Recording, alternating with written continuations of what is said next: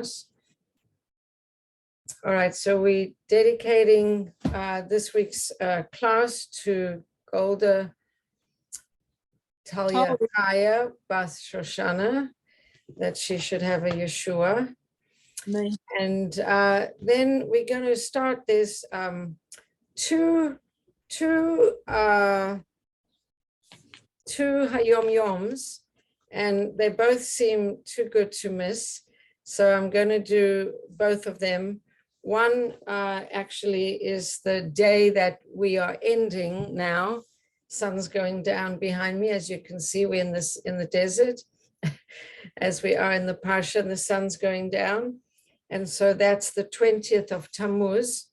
And then once we probably just about to be finishing class, it'll be the 21st of Tammuz. So I wanted to read both of them. I thought both of them were relevant.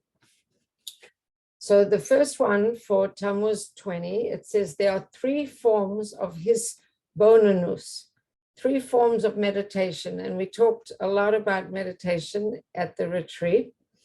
So the first one is a study kind of meditation.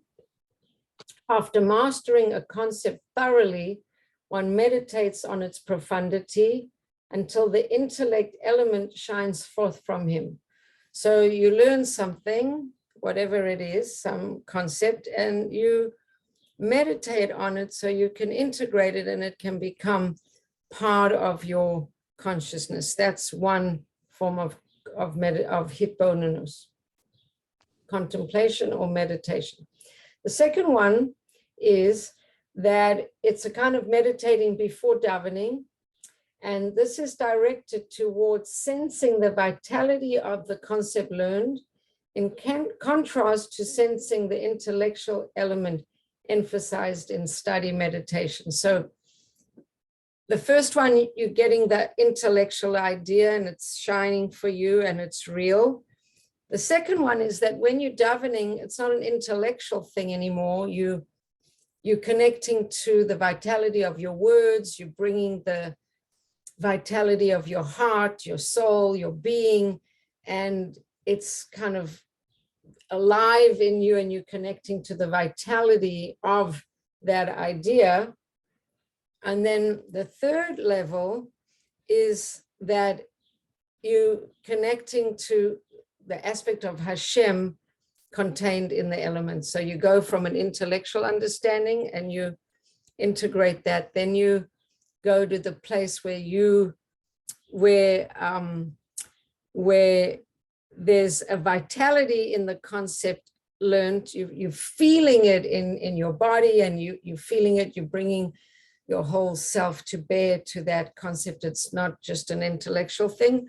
And the third level, you connecting to Hashem, who's animating the word and animating the world and animating that concept, and you connecting to that element, to God, who's contained within all of everything, all creation and all concepts and all constructs. So it says these three are rungs on the ladder of sensitivity.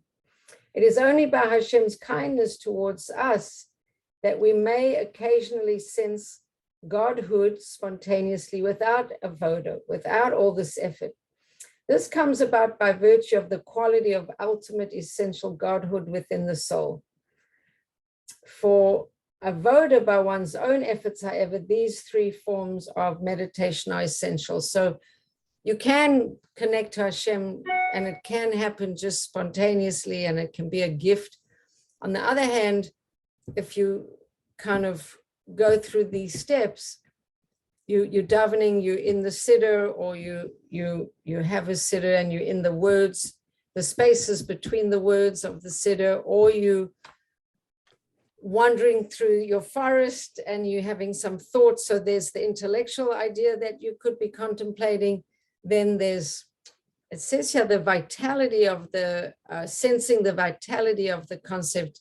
It doesn't explain it, but I would think that that would mean feeling it viscerally within one's being. It's not only in one's head.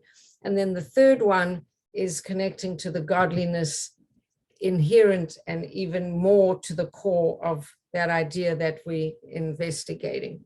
So I thought that was interesting because we were talking about different methods of meditation and what meditation is and ways to access meditation. So I thought that was interesting.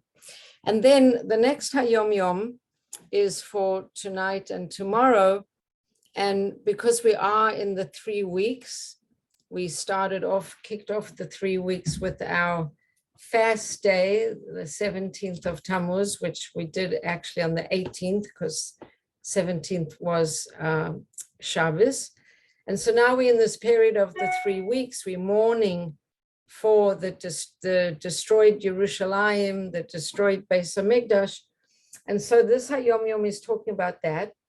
And it says that we don't say Shechianu in this period of the 3 weeks. We don't get new clothes. We don't buy significant items, I guess a new oven, a new stove or something, a fur coat. I don't know if anyone buys fur coats anymore, but significant, I mean, underwear and things like that you could get, but a significant article of clothing or something we don't get. We don't purchase new furniture or significant things like that, a couch, something that you would say Shechianu on. And then it says, and then it continues and it says, it is written, Asuli mikdash v'shachanti betocham, make me a sanctuary and I will dwell within them. So within them means within every one of Israel. For within every Jew, the core point of the heart's inner essence is a little mishkan, a sanctuary for his dwelling. May he be blessed. So it's a famous Hasidic interpretation that it's not just that all the Yidden are building for Hashem one central mishkan that's going to exist in the center of the camp of the Yidden in the Midbar or when they would be in Eretz Yisrael, but each person is building this little mishkan within themselves. And it says the site of the sanctuary remains sacred even in times of exile and desolation. In the Medrash in Shmot Rabbah, chapter 2, Rabbi Acha says the Shekhinah, the divine presence, never departs from the Western Wall. All the desolation is limited to the buildings. So too is the case with the personal sanctuary within each of Israel. The foundation is whole, clear, and pure. As it says, I am asleep, but my heart is alert. So this is very nice. It's saying that even though the walls of the Beis Hamikdash got destroyed, and we commemorate the destruction of both temples, and we know who knocked them down, Nebuchadnezzar the first one, the Romans the second one. There is an aspect of divine presence that never leaves that site, and that's why we go and daven at the Western Wall. And then it's saying, so too, with the Mishkan that's within all of us, the foundation of it cannot ever be anything but whole, clean, and pure. Even if a person's asleep, this pasuk, I am asleep, but my heart is alert from Shir HaShirim. The Midrash Rabbi comments, I'm asleep for mitzvahs, but my heart is alert for acts of kindness. I'm asleep for charities, but my heart is alert to perform them. Every form of spiritual desolation, may Hashem rescue us from them, found in the people Israel, it's only in those aspects of the people analogous to the buildings that are above the foundation. But the foundation of the individual Mishkan, however, remains holy. So I never actually read this before, that just like the holiness stays with the Western Wall, even though the whole Mishkan has been damaged and destroyed, we don't really, there's the dome of the mosque on top of it. The Shekhinah is still there at the Western Wall. So too with us, we have this Mishkan within us, and many aspects of it can be destroyed, but analogous to the buildings, the foundation is still going to be intact and holy. So I know the idea of hanashama shenasata bi tohorahi, that the neshama is always pure, but here it's taking even more. It's saying the little mishkan, the foundation of the mishkan is intact and cannot be destroyed. So I thought that was kind of inspiring and a nice piece to share. Okay, so now we are coming in to the Parsha of Pinchas, and with Pinchas we get we engage with the idea that certain things are commanded to us to do, and certain things one can do if one has a certain level of zeal, but it's not a commandment. But that level of zeal, which often is termed Masirat Nefesh, gives a certain power to one's observance, and there's a lot of benefit and a lot of mileage accomplished through acts that are done in this level of Masirat Nefesh. So we start off and we're talking about the Parsha is called Pinchas, and it's named after Pinchas in an incident that actually happened last week at the end of Parsha's Balak. We have the story that Balak, the king Balak, employed Bilam, and Bilam was a gifted prophet, and he had the gift of the gab. And when we spoke in our retreat, we were speaking about the power of speech. So Bilam, through the powers of his soul, his words had a lot of power. And also Balak understood that if he Balak wanted to engage with war with the Jewish people, and he was anxious that they would come into his land, consume all his resources. And it's interesting because the Jews had no interest or intent to fight with Balak at all. But he employs Bilam to curse the Jewish people. The curses, we know, they end up not being curses, but being blessings. And there we actually have a blessing about Mashiach, which we spoke about, that I see him on the horizon, he's there, a leader, a star is going to come forth. And so that's the story of Bilam and Balak. But the story isn't quite over, because what happens is that when Bilam, after a number of attempts, supposedly being paid and employed to curse the Jewish people, every time he opens his mouth, blessings come out. He gives Balak a piece of advice at the end of the Parsha, towards the end of the Parsha, and he says, I didn't do such a good job of cursing because, I can only do what Hashem lets me to do. But if you really want to weaken the Jewish people, I have a good idea for you. Encourage the Midianite women to make themselves available to the Jewish men, and the Jewish men will succumb and they'll get involved in immorality, and then the Jewish people will lose Hashem's favor and protection, and then you'll be able to defeat them. And so that's what happens. And I spoke even last year how the Midianite woman, it's Midian and Moabite, they kind of go together, they made an alliance. They set up stores and made themselves very available and attractive, and in the stores they even kept their special, more luxurious items in the back, and then they would suggest that the men coming from Bnei Israel who were shopping would go into the back with them to look at the better produce and the better stuff in the back, and that way they would seduce them. So in the end, we know that one of the descendants of the tribe of Shimon actually the son of Salu, a leader in the tribe of Shimon, a man named Zimri, gets so carried away with this whole thing of let's co-opt the Midianite woman into our nation, and why should we have these separations, and I don't know what other stories he was telling himself.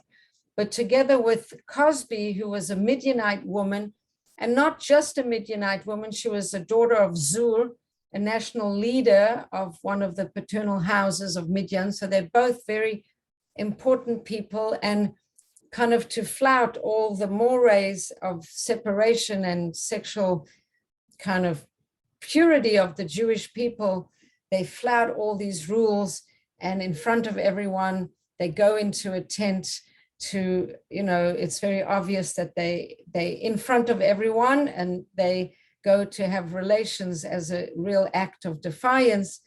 And then this happens at the end of last week's Parsha, but Pinchas kind of is waiting for someone else to act. Are people going to let this kind of sacrilegious act just go without comment? Isn't anybody going to do anything about this? And he's sort of wondering, Moshe's around, why is Moshe not speaking up? Eliezer's around, why is Eliezer not speaking up? The elders are all around, why is nobody doing anything to stop this? Zimri is from the leader, son of one of the leaders, the leader of the tribe of Shimon. He's a big person. He's like the prince of the tribe of Shimon.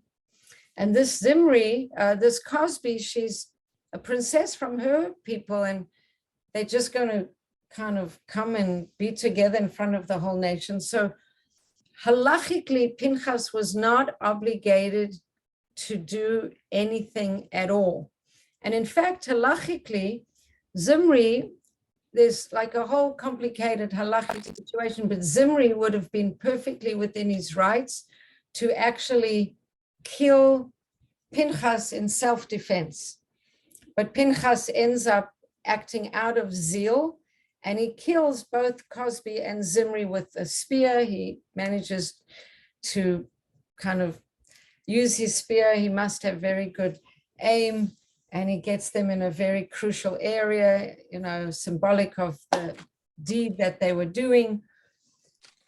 And a funny thing is that Hashem says, now I'm going to bless Pinchas with the covenant of peace. So this story happens at the end of last week's Parsha, and right away, he pierced both of them with his sword, the Israelite man and the woman, and through their reproductive areas. And it says, and then this plague that had been plaguing the Jewish people as a result of this toxic behavior that they had been doing with the Midianite woman, and this was just the climax of it. The plague ceased from the Bnei Israel and those, but not before 24,000 people had died in that particular plague. So then it says that Pinchas ends up, and it says that he diverted Hashem's anger from the Israelites by zealously avenging him, and Hashem didn't destroy the whole of Bnei Israel because of this zeal. So he gives them the covenant of peace. And it's interesting because a covenant of peace for something that seemed to be not such a peaceful act, but in fact, our sages tell us that Pinchas acted against his nature, that he didn't have a fiery, irritable nature. In fact, Pinchas was calm and peace-loving. He had the nature of his grandfather, Aaron. And so this act of zeal wasn't because that's who he is, a fiery, very aggressive kind of person. He was defending Hashem's honor. And one of the learnings of this is it's not enough to fulfill only the commandments that you're naturally inclined to, that you have to go above and beyond your nature to do Hashem's will. So one of the things is to go against your nature. Another thing is that he earns a covenant of peace because Hashem is pacified in Hashem's anger towards the Jewish people. It seems that Pinchas took a lot of flack for this, that somehow he's descendant from Yitro, and people teased him, says, have you seen the descendant of Puti? Puti is another name for Yitro, whose mother's father fattened calves for idol worship, yet he kills the leader of one of the Bnei Israel. And so in the Chumash, they trace and they say his grandfather is Aaron HaKohen. You shouldn't think that he's, doesn't come from good yichus. So I don't know, one can always see, not one can always see, but whenever I do see echoes of our times in the Chumash, it's always, kind of sounds a little bell for me that recently we've seen, I think, and this is my personal opinion, a lot of things recommended for people to do health-wise, for example, and many Rabbonim without, in my humble opinion, without doing all the research, many Rabbonim just kind of sprouting a party line, and then a few people stand up against that party line and take a stand. And for some people, and it's not just in the rabbinical story amongst Jewish people, but many people all around the world who stood up and took a stand against something that they felt was taking a stand for truth at personal sacrifice. Pinchas didn't know he was going to become a Kohen and earn this covenant of peace and be acknowledged and recognized by Hashem. He just felt this is unjust, this is not right, something has to be done, and he kind of jumps in and takes the law into his own hands. So I find that very encouraging, that I think he's a role model for that if something is right, one needs to speak up or act up. And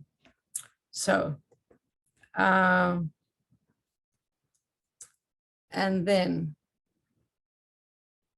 another aspect about this is that Hashem's anger was placated because the people there who were watching it were also culpable in that no one stepped up to do anything. And when Pinchas steps up to do, he's atoning for the people who were kind of just like, I don't know, this looks kind of weird, but what can we do? We're just little people here. And Pinchas steps up and acts. Yeah. Okay, so that is what I wanted to say about Pinchas. Now, there's some other things in the Pasha that I haven't really dealt with before, but are very, very interesting. And the first one that I want to talk about is that there's the story of how the land gets divided amongst the Bnei Israel. And sometimes when I'm reading Chumash, or with my grandchildren, I'm reading Navi, which is even more, sometimes more amazing, the stories in Navi. We come to certain moments and I say to my grandson, I say, now we're coming to a real Harry Potter moment, lahavdil, like a magical, mystical moment. And the magical, mystical moment that comes up in our Pasha is when we told about the division of the land amongst the Bnei Israel. So I'll read it first and then we'll break it down. It says, Hashem spoke to Moshe saying, I'll actually read it in the Kohot Chumash, which is more detailed, and it's very interesting.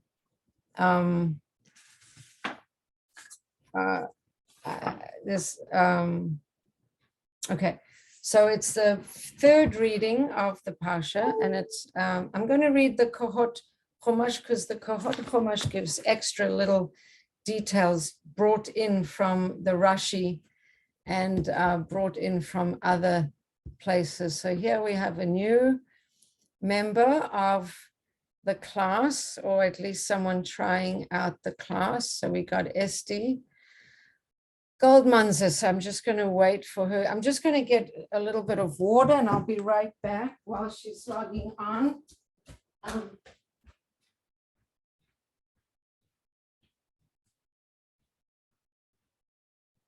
Mute. I'm going to mute. It's probably. Okay, hi, Esti. Okay, there she is.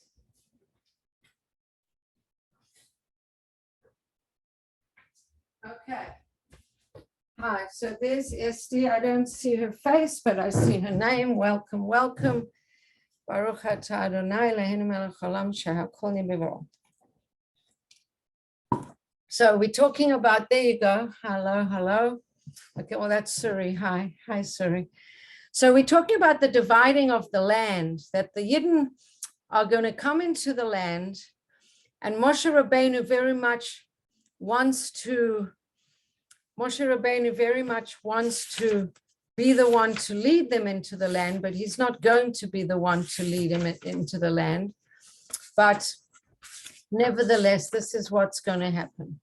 So after Moshe, and so then after this plague with 24,000 people being killed due to the Yidden getting sexually involved with the Midianite and the Moabite woman, and all of the confusion and the kind of destruction of the purity of the Bnei Israel coming from that, there's a plague, 24,000 people die.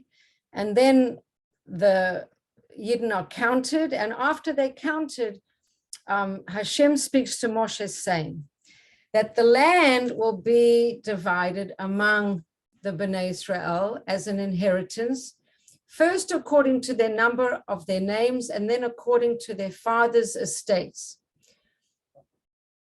And anyone who's under 20 is not going to be counted in this. So this is only people who are over 20. And then there's a very interesting process here. To the large tribe, you'll give a larger inheritance. And to a smaller tribe, you'll give a smaller inheritance.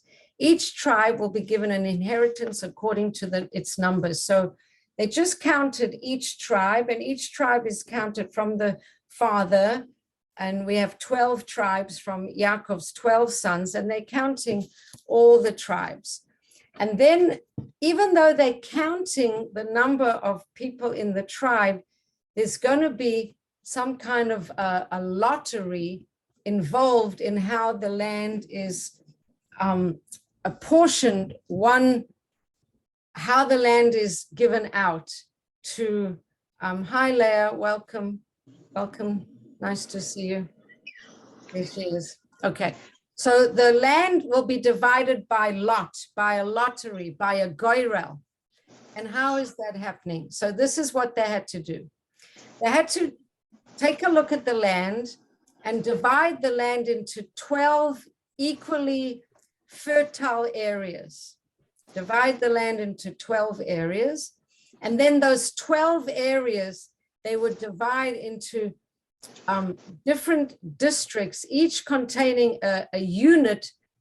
And depending on how many people were in that tribe, they would get so many different units in that area. So, and let me just mute over there. Good. Are we muted? Yes, we're muted. Each containing a number of these area units equal to the head count of a different tribe. Then this is so incredibly miraculous, and I don't know if people know about this. I just thought it was so cool.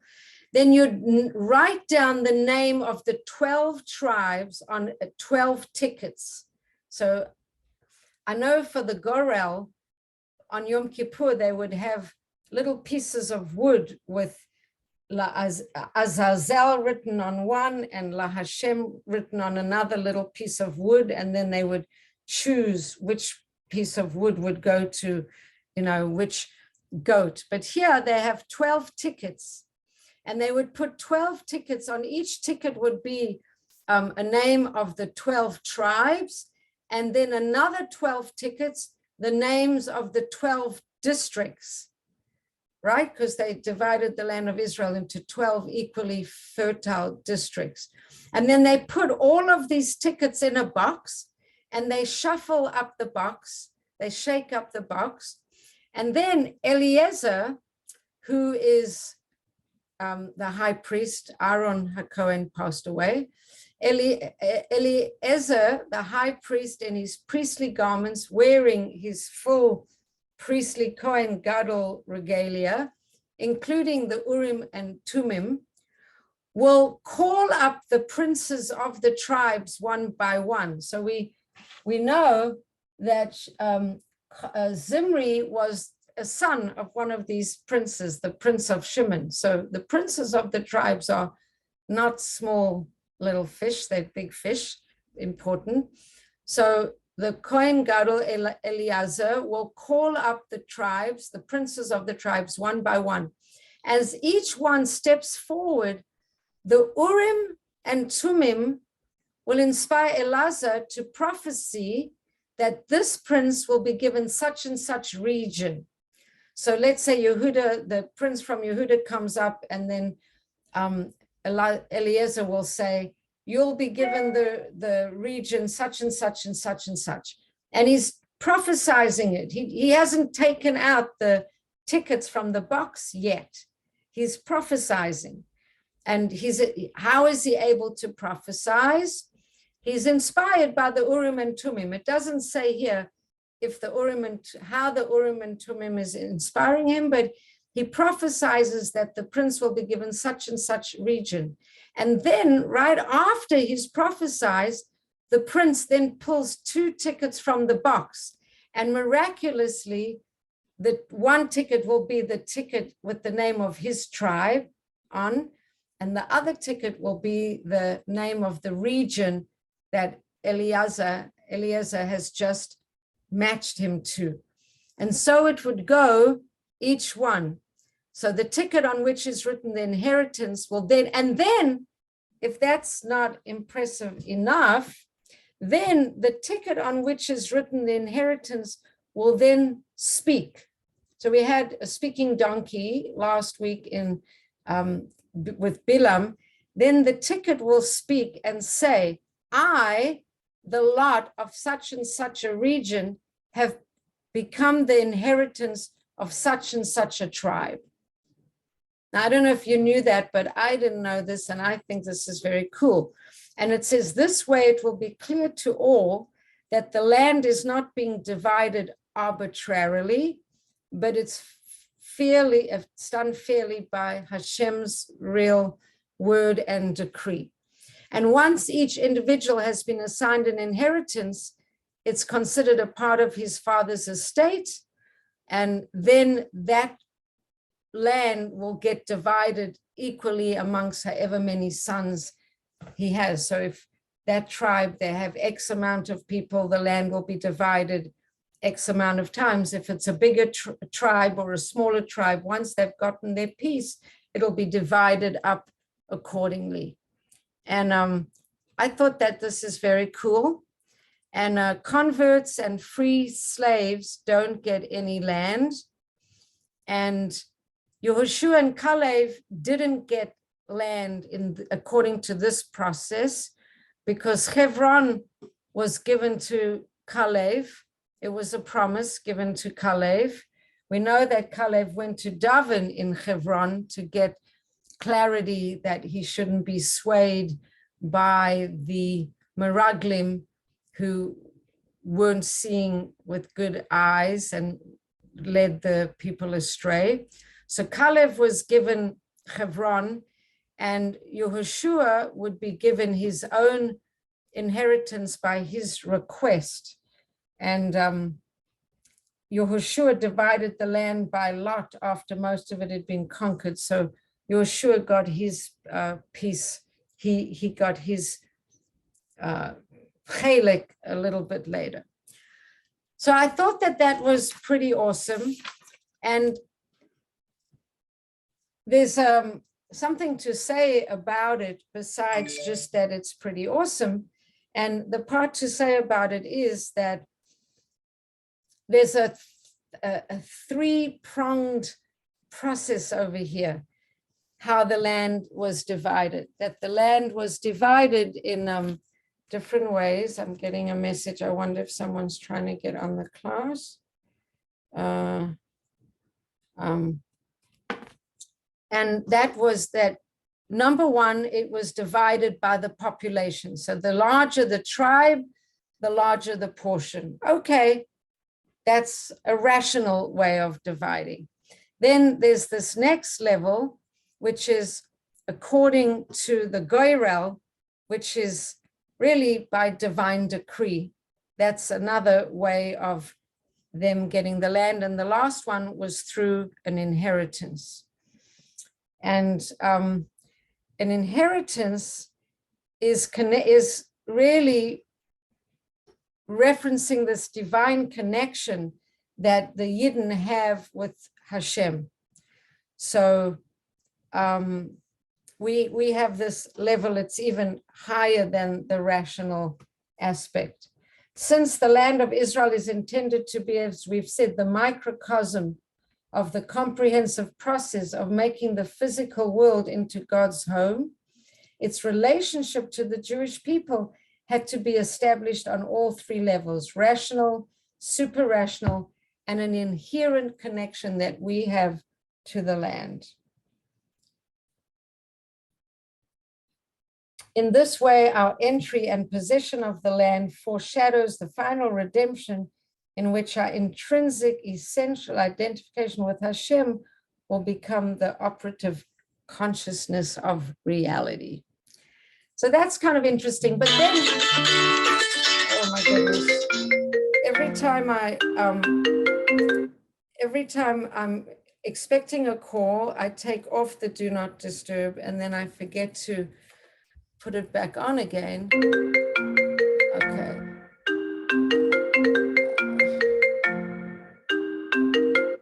Okay. Whew. That always gives me a shock and a surprise. My phone is supposed to be on do not disturb. So, do not disturb. Okay. Okay.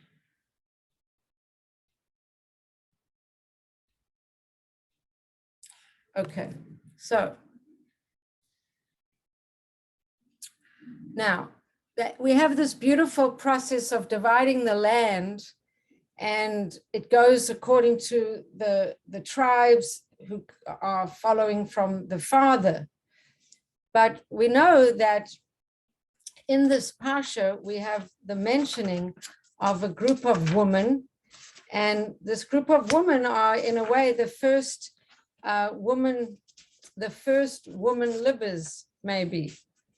The first women who advocate for their own rights. And how do they advocate for their rights? Because they didn't get any land, because their father was killed. Now, why was their father killed? Their father was killed because, that's a good question. Why was their father killed? So first of all, the father is a man whose name was Salafchat. And Salafchat came up to Moshe Rabbeinu, and they basically speak to him and they say, all right, this whole way of dividing the land, it's all very well, but what's going to be with us? So the daughters of Salafchat, the son of Heper, who was the son of Gilead, who was the son of Machir, who was the son of Menashe. So Joseph had two sons, Ephraim and Menashe. And the descendant of Menashe was this Salafchat. And he passed away. We're going to tell you why in a minute. And his daughters' names were Machlah, Noah, Hogla, Milcah, and Tirza. I have a good friend whose Hebrew name is Tirza. And they stood in front of Moshe and Eleazar and everyone at the entrance to the Ohel Moed, and they said, our father died in the desert, and he wasn't part of the group that rebelled against Hashem, wasn't in Korach's assembly, but he died just because of his own sin, and he didn't have any sons. So why should our father's name be missed out from his family because he didn't have any sons? Give us a portion along with our father's brothers. So these girls, people speak about the story and they say they had such a love for Eretz Israel, but they also had a love for what's fair and square. Why they're not getting any portion of land. So they speak up, they make a delegation and they come and they speak to Hashem, to Moshe. So it's interesting, first of all, who was their father? How come he died? Because people don't really just die for no reason. So we learn that Zelophehad was a few parshas back, we learned about a man who was collecting sticks on Shabbos. And why was he collecting sticks on Shabbos? So maybe he was just a sinner. He was just a guy who wanted to break Shabbos in front of everybody, and he was punished for it. So his daughters said, no, that's not what it was at all. He wanted to show that even though the Yidden had been punished by having to wander through the desert for 40 years, all the laws about Shabbos would still apply all those 40 years. And Zelophehad wanted to show, in fact, that Shabbos is a serious thing, and if you break Shabbos, you're going to be punished. So according to his daughters, he broke Shabbos l'shem shamayim, so to speak. And actually, they when they Moshe doesn't know what to do. His daughters said his intentions had been sincere. He had given his own life, incurring the death penalty to prove that the laws of Shabbos were still binding, even after the decree had been made. Now, how could they prove that he was doing this l'shem shamayim? So it says Hashem can examine the heart of a person and know his true intent. And Moshe didn't feel that he could paskin, so he asked Hashem. And the reply was, Zelophehad's daughters speak well. Their father's intentions had been purely l'shem shamayim. That's, and quotes Menachem Mendel of Kotz, Morgenstern of Kotz. But anyway, whether or not it's just a matter of was his intentions or were his intentions pure, basically in the Psukim it says Hashem spoke to Moshe saying, the daughters speak well, give them a double portion of inheritance along with their father's brothers, transfer their father's inheritance to them. And then he says, and actually make it a law. If a man dies and has no son, you should transfer his inheritance to his daughters. So we have two acts of kind of political assertiveness. We have Pinchas stepping forward because there's an act that no one's reacting to, and Pinchas says, someone's got to do something about this, and he jumps forward. And then we have these daughters who weren't receiving land, and they say, this isn't good. We need to speak up, otherwise we're not going to have a portion in the land of Israel until it becomes law. If a man has no daughters, you should give his inheritance to his brothers. If he has no brothers, you should give it to his father's brothers. If his father has no brothers, you should give his inheritance to a relative who is closest to him in his father's family.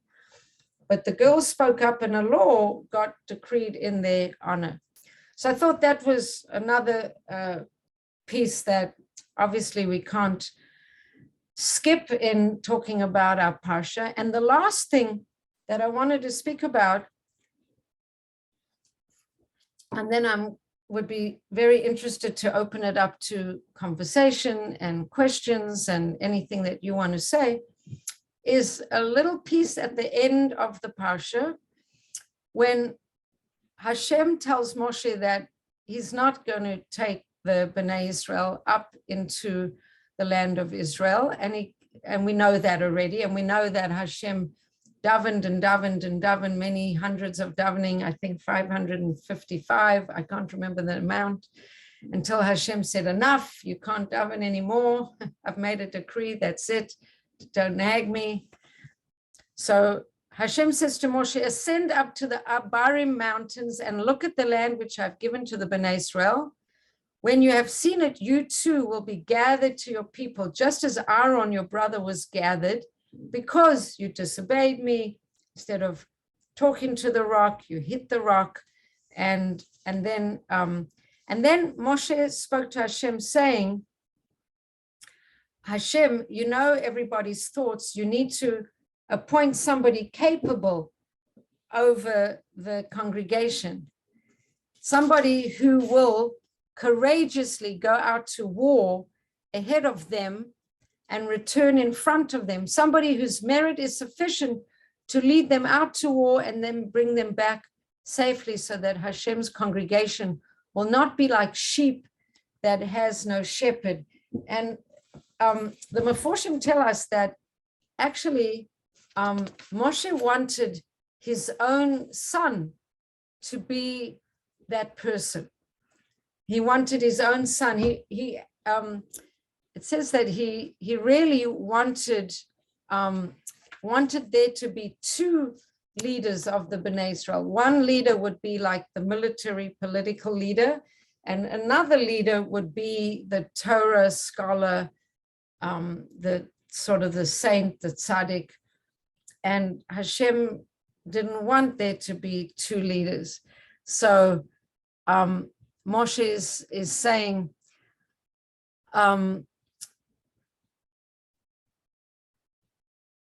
when you read the psukim in the Kohos Chumash, it's even a little more subtle and it's even more interesting. It says, let this man be a leader who will not send them to wage war while he stays home. Don't pick a leader for them who'll be cowardly and send the army out to fight, and the king will stay in his office giving orders, but will, as I did, go forth before them in battle and come back from battle before them, who will lead them to victory with his merits and bring them safely in his merit. In other words, the person who has to be this leader is not just a person who's going to issue orders. This is the Jewish people we're talking about, and this kind of leader has to lead them, and his merit, his schus, his righteousness is what's going to allow them to be victorious in war. His schus, the schus of the tzaddik, is going to lead them to wage war and be successful and bring them home because of his schus. And this person would obviously be unlike me, who doesn't have the schus to bring them into Eretz Israel. This person would be able to do that. And then he wants, and then in the Kohos Chumash, which is kind of putting in Rashi, I believe my son is qualified for this position. And then Hashem says to Moshe, I will appoint a successor, but it will not be your son. And then he explains why. Because your disciple, Yeshua, has earned the position by constantly learning from you and intending to you. Therefore, you have to convince Yehoshua ben Nun by telling him how fortunate he is to lead God's children. Now, so it's a little bit of extra wording that is brought into the Chumash through Rashi. But in the secular world, usually a king doesn't need to be convinced to lead the people. He's so into himself that he is paying other people to promote him, to put him in front of the line to build himself up. But a Jewish king is usually very humble. That's one of the qualities of a Jewish king. So Hashem is actually telling Moshe, you're going to need to convince Yehoshua to step into the limelight, because that's not going to be what he wants to be. You know that he's a man of spirit. And now he has another part that is very interesting. You shall lay your hand upon him, imparting some of your wisdom to him. So we had a situation before where Moshe said he can't handle leading the Jewish people, and Hashem took or kind of extended some of the wisdom and the prophecy from Moshe onto 70 of the elders. And then we spoke about the fact that Medad and Eldad didn't go and join the 68 others. They were prophesying by themselves. And someone came running to Moshe and said, they're prophesying and they're outside of the camp. And Moshe said, it's okay. It's good. We need prophets. They don't all have to, be in a little group, and they don't all have to be together. It's okay that they're prophesying. But we saw there that Hashem took from Moshe's wisdom and kind of leadership qualities and sort of spread it onto the 70 elders. And here he's doing the same thing. Lay your hand on him, imparting some of your wisdom to him. Lay your hand on him. So through putting your hand on his head or his forehead, you're going to energetically impart some of your wisdom to him. Furthermore, provide him with an official spokesman who will deliver his legal discourses. So he'll still be the leader, but someone else will be like the halachic spokesperson. When the people see that you are allowing him to operate this way with your approval while during your lifetime, they will not question his authority after your death. And then you shall present him before Eliezer, the priest, and before the whole Bnei Israel, and command him in their presence not to tolerate their stubbornness. And then it continues, you shall bestow some of your majesty upon him, making his face shine almost like yours, so that all the Bnei Israel will listen to him and respect him like they do you. And for your family's honor, know that the leader will still need a Kohen, someone as a descendant from your brother, to manage the affairs of the nation. He shall stand before Eliezer, the priest, and seek counsel from him through the judgment of the Urim v'Tumim. And then it says, and then what did Moshe do? He actually put two hands on him.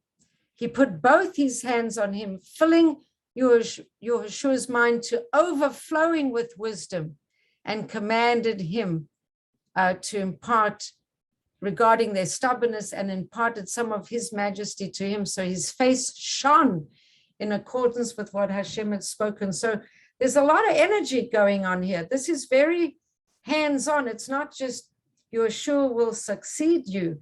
It's Hashem saying, put your hand on him. And then Moshe actually putting two hands on him, and Hashem telling him that you need to, this piece about imparting his majesty, so his face should shine. And we know that when a person has Kedusha, a person is connected, there is a luminosity to their face. There is a radiance to their face. So in the actual Pesukim, it even says here, Hashem said to Moshe, persuade your own loyal servant Yehoshua ben Nun, for he is a strong-willed person. Lay your hand upon him. Present him to Eliezer the priest and the whole congregation. Instruct him in their presence. Grant him some of the glow, so that the entire congregation will listen to him like they listen to you. So if we read that in Hebrew, V'nasata mohora alav. It's in the Psukim. Give him some of that light, mohora, on him. L'ma'an yishma'u kol edat b'nei Israel, so that they'll all listen to him. Transfer the light that you have through your hand, and then it says, now Moshe did what Hashem commanded. He took Yoshua and presented him, and he laid his hands, and he put his hands and did v'yismach et yadav elav v'yetzavehu ka'asher diber Hashem b'yad Moshe. So he put his hands, and I thought that was very beautiful.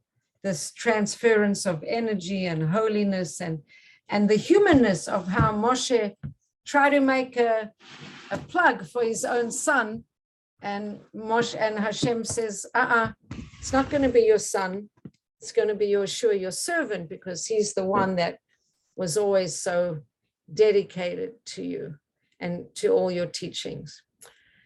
So that's all from me. I'd love to hear comments and questions from any of you, if you have any. As I say to my students every week, this is just a taste of the Parsha, some food for thought. You can look into these topics more over Shabbos, discuss them with your kids, read the Midrash says, read anything else you want. Find out more, come tell us next week. Anyone want to say or share anything?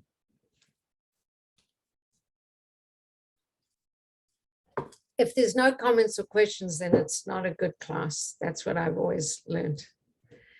A comment, a question, anything. Otherwise, I'll just say good night and go away. If you want to unmute yourself. Otherwise, I will bid you good night. I thought that, there were these interesting aspects of woman empowerment, skill empowerment, Moshe's persona, his humanness, this idea of transferring of leadership. I thought there were a lot of lovely things. Susan, I see you getting ready. You're saving me. Yeah, just saying thank you. It's so nice to hear your voice and to be on with you again. And thank you.